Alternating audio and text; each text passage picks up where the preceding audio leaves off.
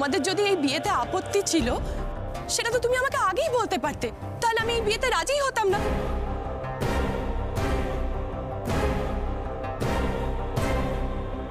আমি তো ভেবেছিলাম তোমাদের সকলের আশীর্বাদ নিয়ে আমি একটা নতুন জীবন শুরু করব, কিন্তু এখন তো দেখছি আমাকে আশীর্বাদ করা দূর, কুণালী যে কেশব সেটা প্রমাণ করাই তোমাদের জন্য বেশি ইম্পর্টেন্ট।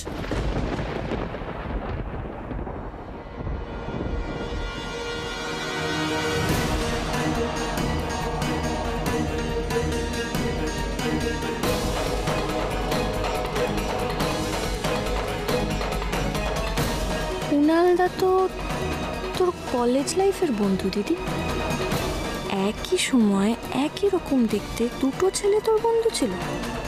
বাবা, বেশ মজার ব্যাপার।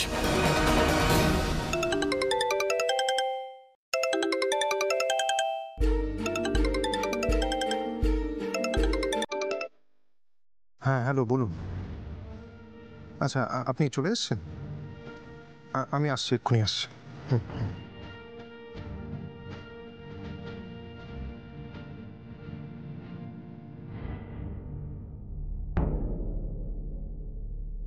বড় মামা, আমাদের তো আবার ফ্লাইটে লেট হয়ে যাচ্ছে, আমরা তাহলে বিয়েটা সেরে ফেলি।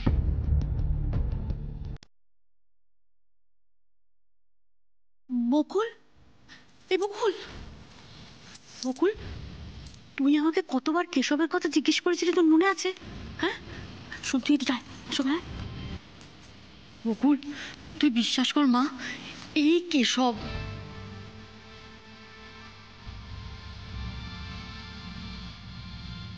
আমি এত বড় ভুল কখনো করতে পারি না বকুল। আমি বারবার বলছি রে, এই কেশব। আর তাছাড়া আমি তো ওদের সামনে বসে খাইয়েছি ওই অষ্টমঙ্গলের সময়।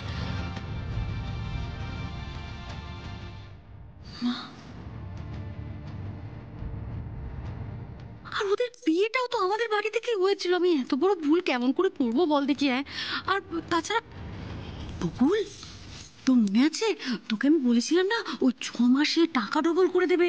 আমাকে একজন বলেছিল, তোকে বলেছিলাম না? সেটা ওই এই কেশবই তো বলেছিল রে আমাকে, ওদের বাড়িতে বসে বলেছিল। জানি,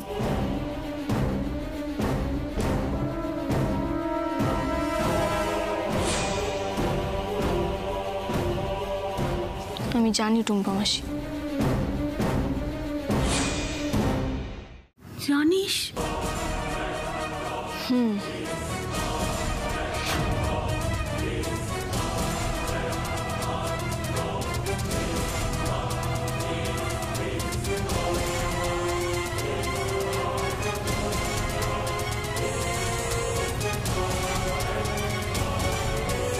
প্রথমশাই শুরু করুন।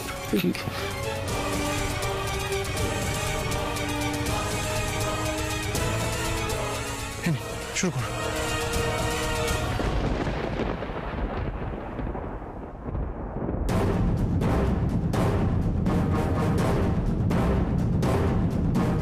কি ব্যাপার বলো তো কুণালদা, এত তাড়াহুড়ো কেন করছো? আসল মানুষগুলোকে আগে আসতে দাও, তারপর তো বিয়ে হবে। হ্যাঁ, বিয়ের আসল মানুষ তো এই যে বর্ষা আর আমি। আর আসল মানুষ কি?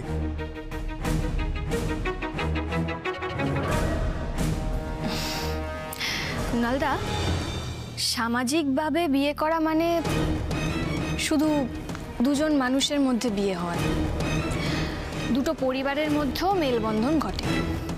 তো তাই যদি আমি ধরি, তাহলে আমার দিদির তরফ থেকে তো মা আর ঠাম্মি এসে গেছেন, কিন্তু তোমার জীবনের আসল মানুষ কি গো, সে তো এখনো আসেনি, তাকে আগে আসতে দাও।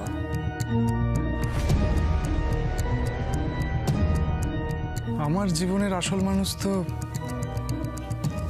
এই তো বড় মামা, ছোট মামি, এরাই তো আমার আসল মানুষ। দাদা, বৌদি। বলছি, যতদিন তোমার বাবা বেঁচে আছেন ততদিন তো তুমি অনাথ নাও কুণালদা। তাই তাই তোমার জীবনের আসল মানুষ হচ্ছেন তোমার বাবা। সে আসুক আগে, তারপর তো। সে সে কুণাল!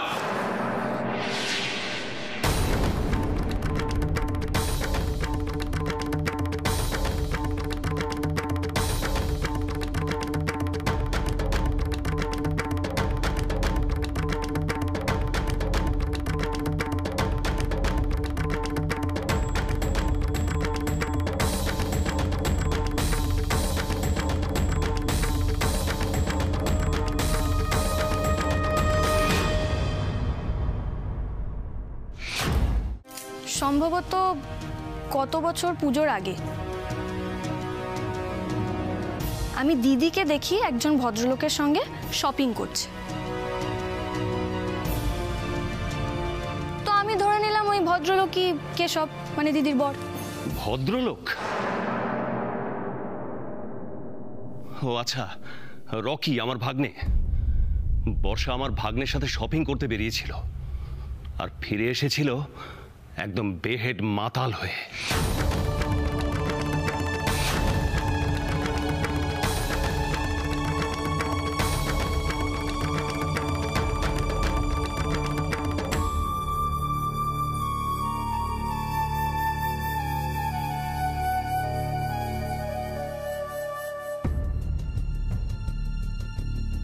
ঠিক আছে, তো দিদি আর কুণালদা তো বেশ নির্বিঘ্নেই ছিল, কোনো প্রবলেম ছিল না ওদের জীবনে।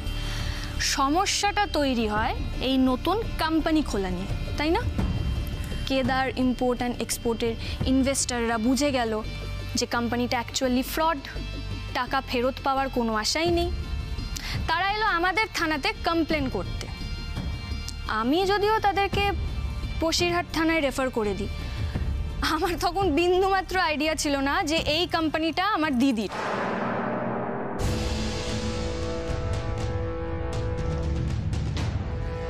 পরে খবরের কাগজে আমি ঘটনাটা ডিটেলে পড়ি এবং পিসেমশাইয়ের থেকেও বাকিটা জানতে পেরেছিলাম। আমি যদি খুব ভুল না হই, তাহলে পিসেমশাই যেদিন আমার দিদিকে বাড়ি থেকে বের করে দিয়েছিল, সেই দিনই আমার দিদি সিদ্ধান্ত নিয়েছিল এই বাড়িতে এসে থাকার। প্রথমে মিথ্যে অ্যাক্সিডেন্ট, তারপর মিথ্যে আত্মহত্যার গল্প বলে এমনভাবে প্ল্যানটা সাজালো যাতে আমি একেবারে গলে যাই আর ওকে এই বাড়িতে আশ্রয় দিই।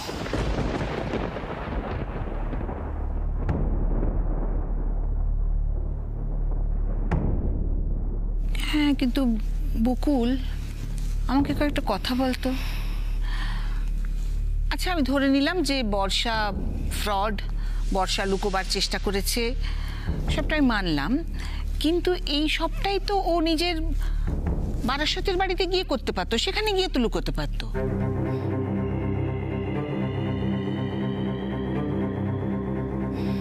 তোর চোখের সামনে যদি এগুলো না করতো, তাহলে হয়তো এত সহজে ওরা ধরা পড়তো না।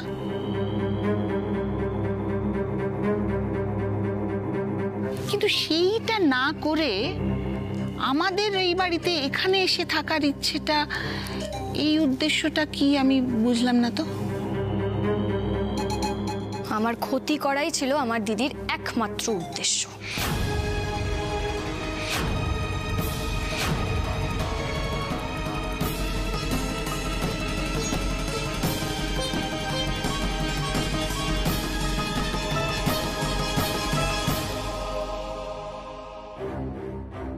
এসব তুই কি বলছিস বকুল? হ্যাঁ, মানে বর্ষা তোর ক্ষতি করার জন্য? বিশ্বাস করো, আমি যেটা বলছি সত্যি বলছি।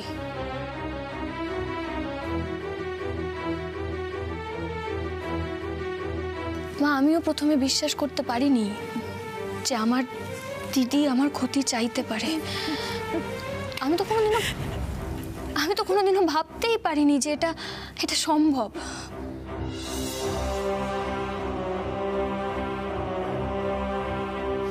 কিন্তু আমাকে রোশনিদি প্রথম এই কথাটা বোঝায়। রোশনিদি প্রথম আমাকে ক্লিয়ার করে দেয় যে আমার দিদির অ্যাকচুয়াল মোটিভটা ঠিক কি। হ্যাঁ মাসিমা, বকুল একদম ঠিক বলছে।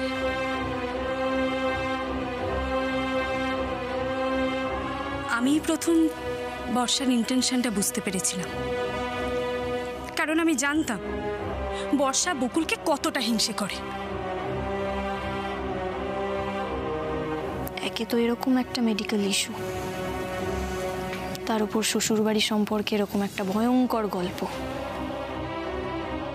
আমার দিদি খুব ভালো করে জানতো যে আর যাই হোক ওর দিকে কেউ কোনোদিনও আঙুল তুলবেই না, আর যদি কেউ আঙুল তুলেও ফেলে তাহলে সবাই উল্টে তাকেই দোষারোপ করবে, যেটা অ্যাকচুয়ালি রোশনিদির সঙ্গে হয়েছে। আর ঠিক এই জিনিসটাকে কাজে লাগিয়ে লক্ষ্মী পুজোর দিন আমার দিদি আমাকে আগুনে পুড়িয়ে মেরে ফেলতে চেয়েছিল।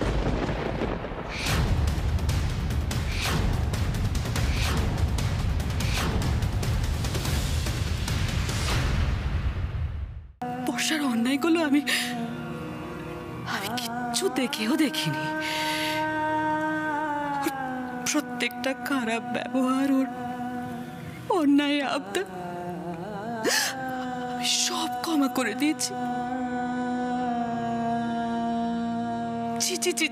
আমি কি করে এটা করতে পারলাম?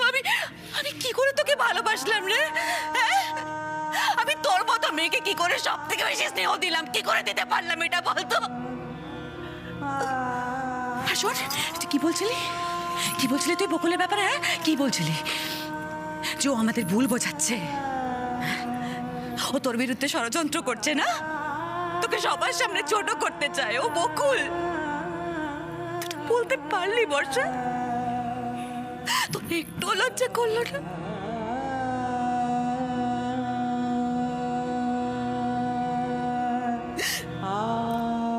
যে বকুল শুধু তোর ভালোর কথা ভেবে এসছে সারা জীবন,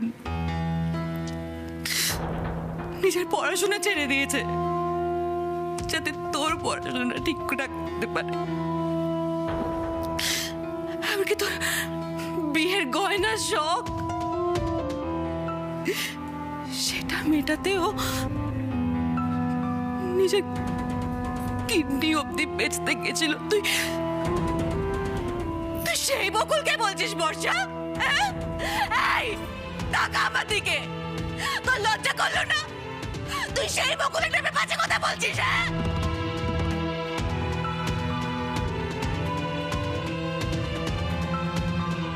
তুই কি ভাবলি বলতো? কি ভাবলি তুই? আমি এতই বোকা, এতই নির্বোধ, তুই যা বলবি সব আমি বিশ্বাস করে নেবো?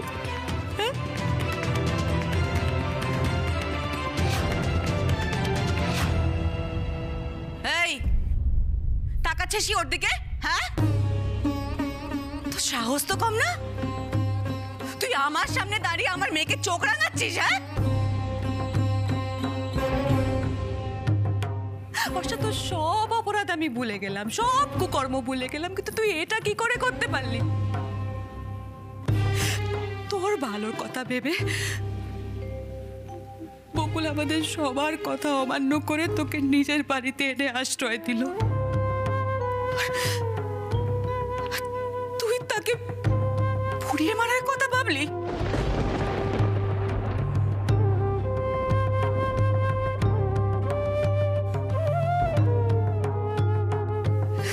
শোন বর্ষা, তুই যেরকম আমার মেয়ে তেমনি বকুলও কিন্তু আমার মেয়ে। আমি ওকে পেটে ধরেছি, আর মা হয়ে না আমি এই অপরাধটা কোনোদিনও ক্ষমা করতে পারবো না বর্ষা।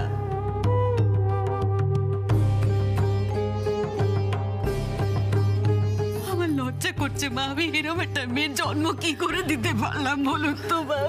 বৌমা, বৌমা চুপ করো, চুপ করো বৌমা, চুপ করো। এমন সন্তানের জন্ম দেওয়াচ্ছে তো মরে যাওয়া ভালো, তাই না?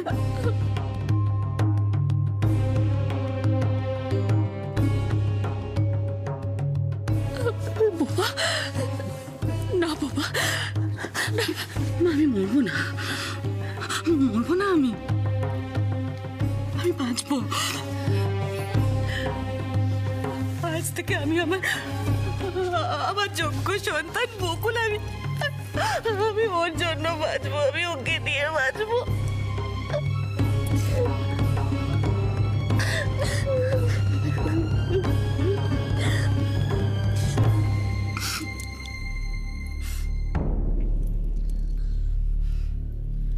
আজ থেকে আমি ভুলে যাব যে বকুল ছাড়া আমার অন্য কোনো সন্তান আছে। আজ থেকে তুই আমার কাছে মৃত, বর্ষা, মৃত।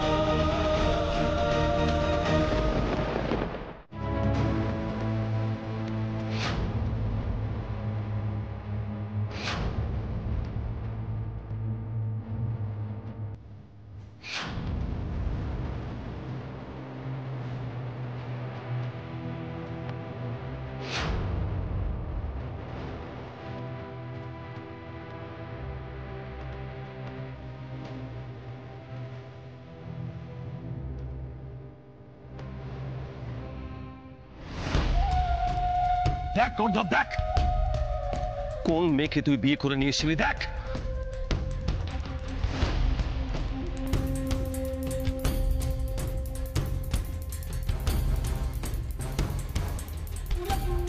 জানোয়ার, এবার চল মিডিয়ার সামনে গিয়ে নিজের মুখে নিজের সমস্ত দোষ স্বীকার করবে, আর তোর কাছে থাকা সমস্ত টাকা আমাকে ফেরত দেবে। চল চল। এত বড় সাহস, তুই আমার গায়ে হাত তুললি? বারবার আমার ক্ষতি করার চেষ্টা করেছিলিস তুই, আমি তোকে ক্ষমা করেও দিতাম দিদি, কিন্তু তুই ওর দিকে আঙুল তুলেছিস, ওকে বদনাম করার চেষ্টা করেছিস।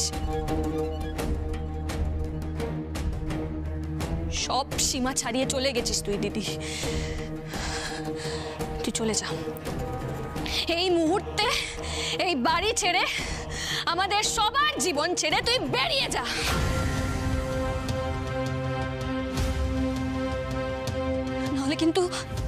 নাহলে কিন্তু এই আঘাতটা অনেক জোরে পড়বে দিদি, শেষবারের মতো বলছি।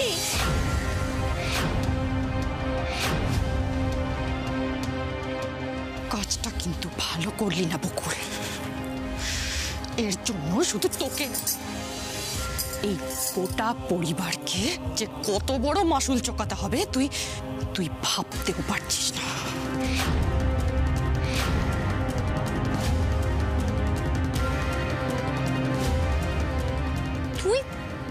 তুই এখনো আমাকে থ্রেট দিচ্ছিস?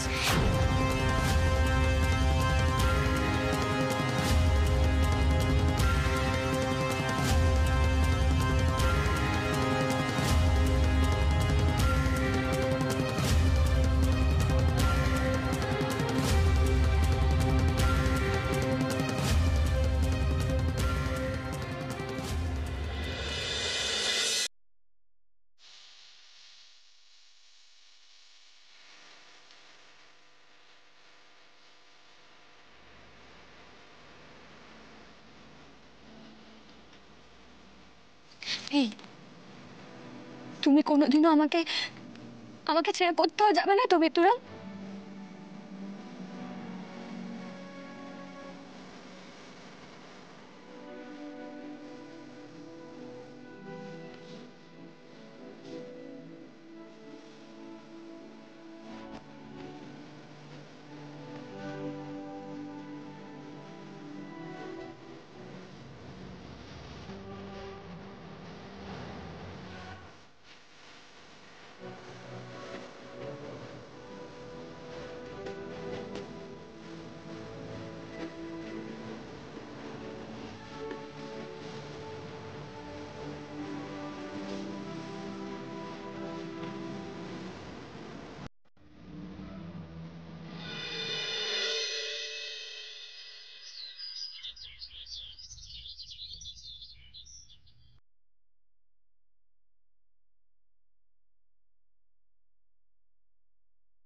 না তোমার চা।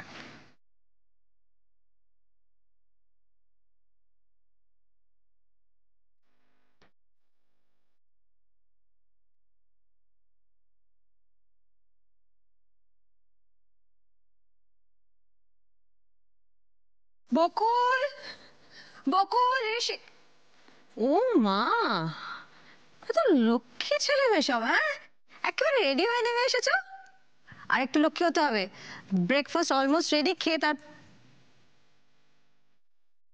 খেয়ে বেরোতে হবে।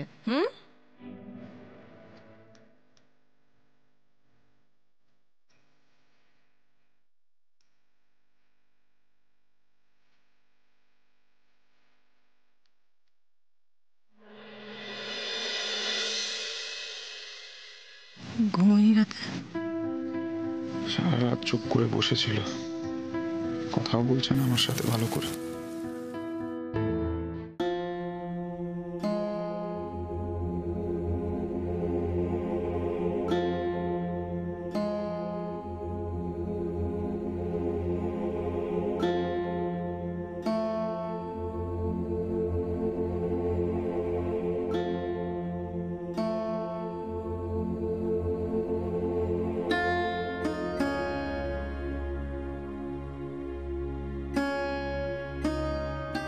কি কি হলো বলুন তো? ঠিকই ছিল, দিব্যু সুস্থ সবল, এমনি খাওয়া দাওয়া নিয়ে সমস্যা করে, সময় মতন খায় না, এত করে বলি কথা শোনে না, বড় হয়ে গেছে তবু। আচ্ছা কাকিমণি, এত টেনশন করো না, শান্ত হও। ডাক্তার দেখছেন তো এশাকে, ওর বোধহয় প্রেশার টেশার ফল করে এরকম হয়েছে। তুমি আর বেশি কথা বলো না, রোজ রোজ পই পই করে বলি একটু খেয়ে বেরো, একটু খেয়ে বেরো, কথা তো কানে যায় না। তোমরা আজকালকার ছেলেমেয়েরা সব বুঝে গেছো, বড়রা তো কিচ্ছু বোঝে না। দেখবে দুদিন পরে তুমিও এরকম পড়বে, ঠাকুর না। ঠিক আছে ঠিক আছে, আমি এবার থেকে খেয়ে বেরোবো, তুমি এত এত টেনশন করো না। ওই ডাক্তার দেখছেন তো এশাকে।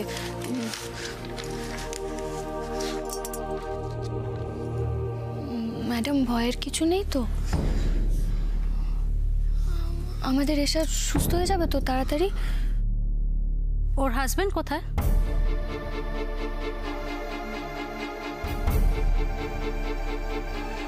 কি কি হয়েছে বলুন না। ওর হাজবেন্ডের সাথে কথা বলাটা খুব জরুরি।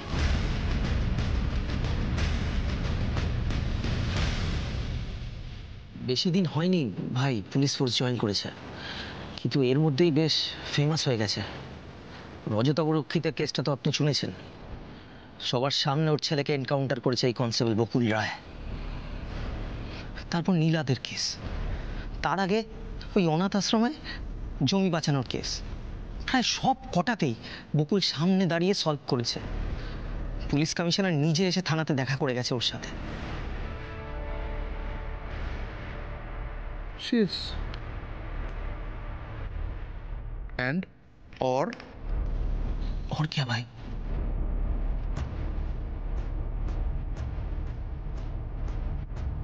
अरे यार मैक्स, তোমাকে আর কত শেখাবো?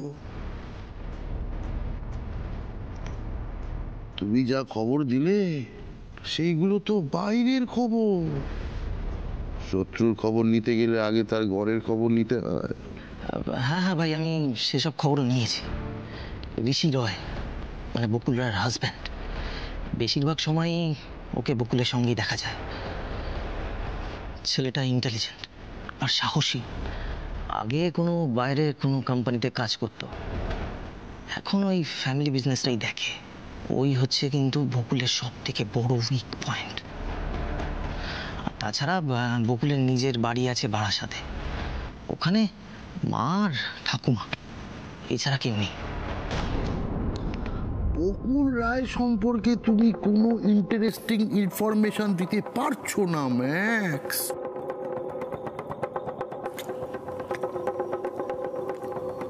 বুদ্ধা বুড়ো হয়ে যাচ্ছ তুমি।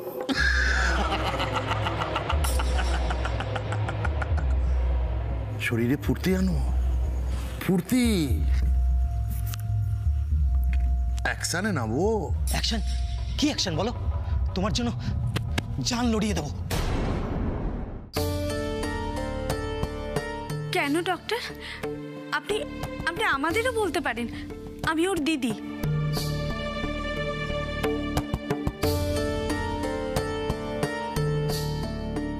আচ্ছা, আমি তো ওর মা, আপনি আমাকে বলতে পারেন। ওর সম্পর্কে যে কোনো কিছু জানবার অধিকারটা তো আমার সব থেকে বেশি। প্লিজ বলুন না, কি হয়েছে?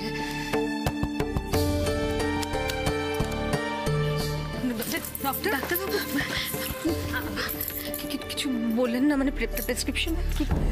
যদি ওর হাজব্যান্ডকে প্রথমে কথাটা বলতে পারলে ভালো হতো, কিন্তু আপনারা এত ইনসিস্ট করছেন। কংগ্রাচুলেশনস, আপনি দিদিমা হতে চলেছেন।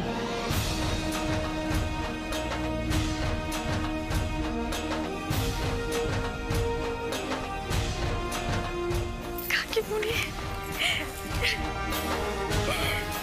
আমি এক্ষুনি সবাইকে খবরটা দিয়ে আসছি।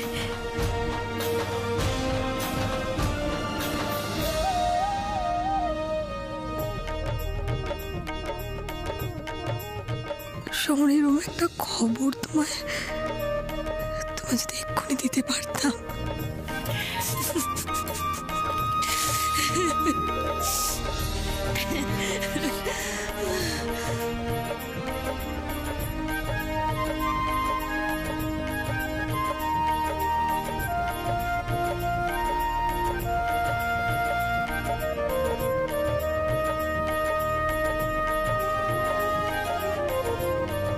সমস্ত কাজকর্ম বাদ দিয়ে এখন একটাই, না না চুপ করবো না, একটাই কাজ তোদের। কি কাজ? একে অপরকে নিয়ে ভাবা, নিজেদের দিকে গভীরভাবে তাকানো, নিজেদের কাজে মন দেওয়া। কি যে করিস না। আমিও তো সেটাই বলছি। তুমি এখানে, আরে বাবা একটু হুহু, বাবা আমাকে একা থাকতে দাও না। কি তখন থেকে বলছে, আরে কি দাঁড়া, আরে কি ব্যাপারটা কিন্তু আমি খুব সিরিয়াসলি বললাম। ভাব ভাব এটা নিয়ে। শোনো, আমিও না সিরিয়াসলি বলছি, এবার চলো ভাবো, ওরা ভাববে তুমি।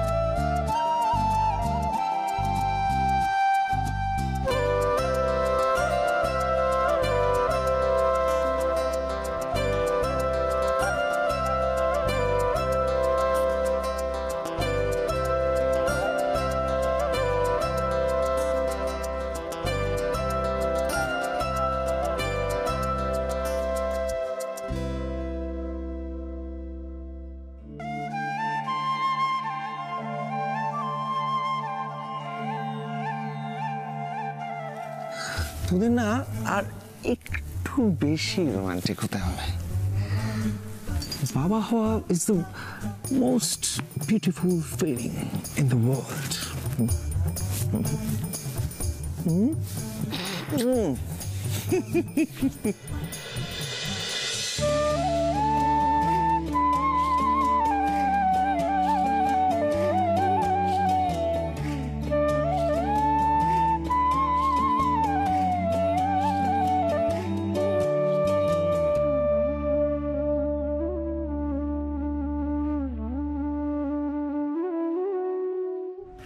আমার কাছে খবর আছে, ওই বর্ষা আর বকুলের সম্পর্ক খুব একটা ভালো নয়।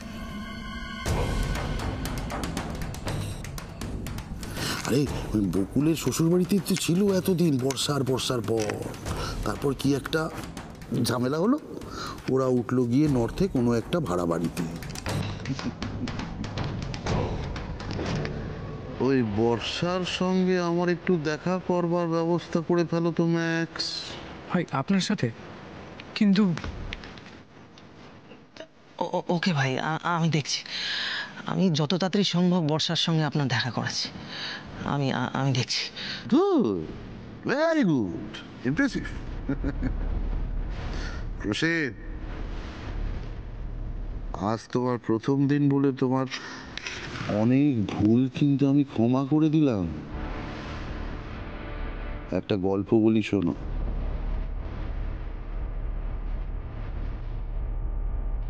ছোটবেলায় এই মুসা ভাই ছিল খুব গরিব।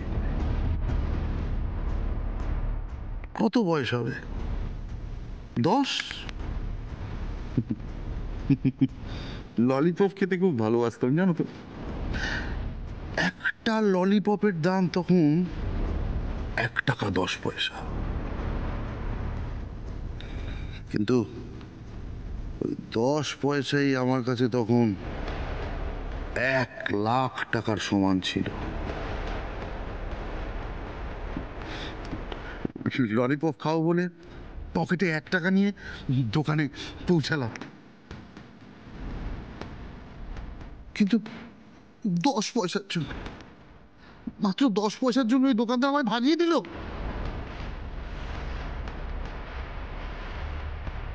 ঠিক তখনই দেখলাম একটা বড় লোক তার বাচ্চাকে নিয়ে এসছে, তার ছেলেকে নিয়ে এসছে, এক গাদা এতগুলো ললিপপ কিনে দিচ্ছে আর আদর করে খাওয়াচ্ছে।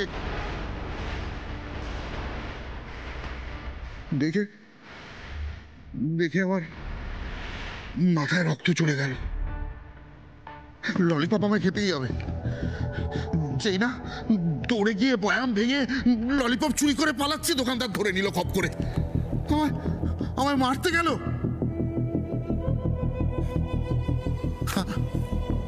আমি কি করব? বাচ্চা তো।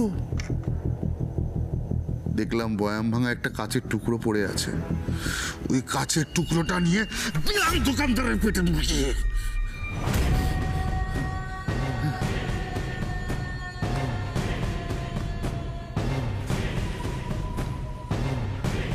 ওই প্রথম আমার হাতে রক্তের দাগ লাগলো।